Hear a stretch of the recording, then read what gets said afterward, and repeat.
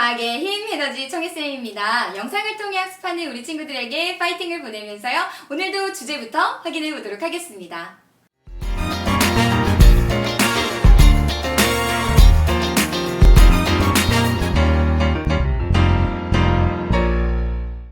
친구들과 선생님은 계속해서 이제 지질 시대에 대한 공부를 함께 하고 있는데요. 오늘은 화석에 대해서 좀 더 자세히 한번 살펴보도록 하겠습니다. 자, 그럼 먼저 화석이 무엇인지 정의부터 살펴볼 건데요. 화석이라는 걸 봤더니 이 지질 시대, 우리가 공부하고 있는 이 지질 시대에 살았던 생물의 유해나 흔적이 지층에 남아있는 것을 우리는 화석이라고 한대요. 이해가 되셨나요?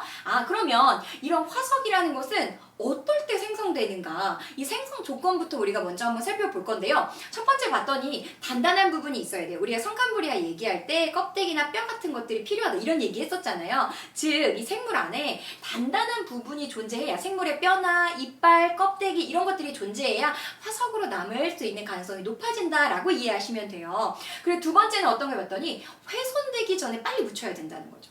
뭐 풍화적인 이런 거 다 겪는 것이 아니라 훼손되기 전에 빠르게 묻혀야지만 그것이 잘 보존돼서 화석으로 남을 수 있다라고 우리 친구들 이해하시면 되겠습니다. 세 번째 조건을 보시면 생물을 이루는 원래의 성분이 이 화석화 작용을 거쳐야 된다라고 되어 있는데 이 화석화 작용에 어떤 것들이 있는가 보면 재결정이라든지 탄화작용이라든지 치환 같은 것들이 이루어져야 되는데 탄화작용이라는 말이 조금 어려울 수 있어요. 탄화작용이라는 것은 이 유기물을 이루고 있는 여러 물질들이요. 열이나 압력 이런 것들을 받으면서 결국에 탄소 성분만 남게 되는 것을 우리는 탄화작용이라고 하거든요. 이런 탄화작용이나 치환 같은 것들은 유기물 대부분이 규산형 생물로 치환되는 것을 이야기해요. 어쨌든 중요한 것은 이 화석이 되기 위해서는 이런 화석화 작용들을 거치고 나면 화석으로 남을 가능성이 높아진다라고 우리 친구들 이해하시면 되겠습니다. 자, 그러면 이 화석을 통해서 도대체 우리가 뭘 알 수 있길래 선생님 화석으로 남는 것이 우리가 지질을 연구하는 것에 중요한가요? 자, 그러면 화석을 통해 뭘 알 수 있는지 한번 살펴볼게요. 첫 번째 봤더니 이 지층이 언제쯤 생성됐어. 즉, 이 지층의 나이를 알 수 있다는 거예요. 지층의 생성 시기를 알 수 있다는 거죠. 두 번째는요, 지층이 생성될 때 그때 당시의 환경을 예측할 수 있다는 거예요. 그때 당시에 온도는 이랬을 거야, 습도는 이랬을 거야, 이런 것들을 화석을 통해서 우리가 유추할 수가 있다는 거죠. 이해되셨나요? 자, 세 번째는요, 과거의 수륙 분포를 우리가 알 수 있어요. 우리 판게아라는 것도 공부했던 것처럼 결국에 육지 환경인지 바다 환경인 건지 이것이 어떻게 변형되었는지 이런 것들을 우리는 화석을 통해서 알 수 있다라고 보시면 돼요. 마지막 하나는요, 대륙의 이동 정보도 알 수 있어요. 아까 얘기했던 판게아에서 시작해서 결국에 대륙이 이동했는데 그렇게 이동한 정보들도 우리가 화석을 통해서 알 수 있더라라고 우리 친구들 이해하시면 되겠습니다. 자, 그러면 이제 본격적으로 이렇게 만들어진 화석은 우리가 결국 어떻게 정보를 얻을 수 있는가? 종류는 무엇이 있는가? 이거 한번 살펴볼 건데요. 먼저 우리가 살펴볼 화석은요, 표준화석이에요. 표준화석이라는 건 뭐면, 표준이라는 건 뭐예요? 뭔가 그 시대를 대표하는 거예요. 즉, 이 화석이 된 이 생물이요, 살았던 생존 기간은 굉장히 짧아요. 고생대에 살면 고생대, 중생대에 살면 중생대, 즉 생존 기간은 되게 짧아요. 그런데 넓은 지역에 살았던 생물의 화석을 우리는 표준화석이라고 해요. 자, 우리 친구들 이런 말 들어봤을 거예요. 삼엽충은 고생대의 화석이야. 이런 게 뭐예요? 이 삼엽충이라는 생물은요, 고생대에서만 살았던 생물이라는 거예요. 즉, 생존 기간은 짧지만 고생대 그때의 넓은 지역에 분포했던 생물이라는 거죠. 또 중생대에는 누가 있냐면 암모나이트가 있어요.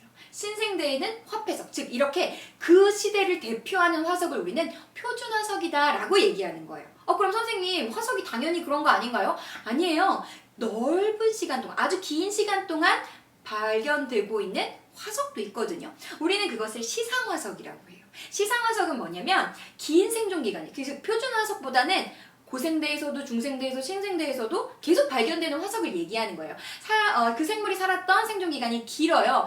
대신 그 생물이 살았던 그 분포하고 있는 것은 굉장히 제한적인 생물을 얘기하는 거죠. 즉 특정 환경에서만 살았던 생물의 화석을 우리는 시상화석이라고 얘기하는 거예요. 예를 들어 한번 볼게요. 산호화석이 발견됐다 라고 하면 산호화석, 고생대야, 중생대 이런 거로 구분할 수는 없어요. 그러나 우리에게 말해주는 정보는 뭐냐면 여기에 산호화석이 발견됐다는 건 당시의 환경이 따뜻하고 얇은 바다였다는 걸 거야 라는 것을 우리가 화석을 통해 확인할 수가 있다는 거예요. 이런 걸 시상화석이라고 한다는 거고, 또 한 가지를 보면 고사리 화석이 발견돼요. 고사리 화석 같은 경우에는 특정 시대에서만 발견되는 화석은 아니거든요. 그러면 이 고사리 화석이 발견되면 여기는 아마도 따뜻하고 습한 육지 환경이었을 거야 라는 것을 우리가 알게 된다는 거죠. 그래서 우리 친구들은 화석을 이제 두 개로 한번 나눠볼 거예요. 어떻게 나눠볼 거냐면 표준화석이랑 시상화석이겠죠. 자, 보시면 표준화석은 뭐예요? 짧은 생존 기간이에요. 대신 넓은 지역에 살았던 생물의 화석을 얘기하는 거겠죠. 그러니까 지질시대를 구분하는 기준이 돼요. 고생대입니까? 중생대입니까? 신생대입니까? 반면에 시상화석은 긴 생존 기간을 가지고 있고 특정 환경, 즉 특정한 환경에서만 살았던 생물의 화석으로 이걸 가지고는 지층이 생성될 때 그때 당시의 환경 정보를 우리에게 안내해준다는 거죠. 자, 그래서 얘를 그래프로 한번 표현해보면 가로축이 지금 의미하는 게 뭐냐면 분포 면적이에요. 왼쪽으로 갈수록 분포 면적이 짧은 거예요. 그리고 오른쪽으로 올수록 분포 면적이 넓은 거죠. 세로축이 의미하는 건 뭐냐면 생존 기간이에요. 아래에는 생존 기간 짧은 거고 위에는 생존 기간이 긴 겁니다. 자, 그럼 표준화석부터 먼저 나타내 볼게요. 표준화석은 어떻게 돼요? 분포하고 있는 면적은 넓고 생존기간은 짧으니까 그렇죠. 이쪽에 이렇게 오른쪽에 표현이 되는 것이 바로 표준화석이 될 거고요. 시상화석은 어떻게 돼요? 생존기간은 길고 분포 면적은 좁으니까 저기 위쪽에 표시되고 있는 것이 바로 시상화석이다 라고 보시면 되는 거예요. 그래서 그래프상에서도 시상화석과 표준화석을 어떻게 표현할 수 있는지, 더 중요한 것은 시상화석과 표준화석이 의미하는 것, 그것이 어떤 화석을 의미하는 것인지 잘 정리를 해두면 되겠습니다.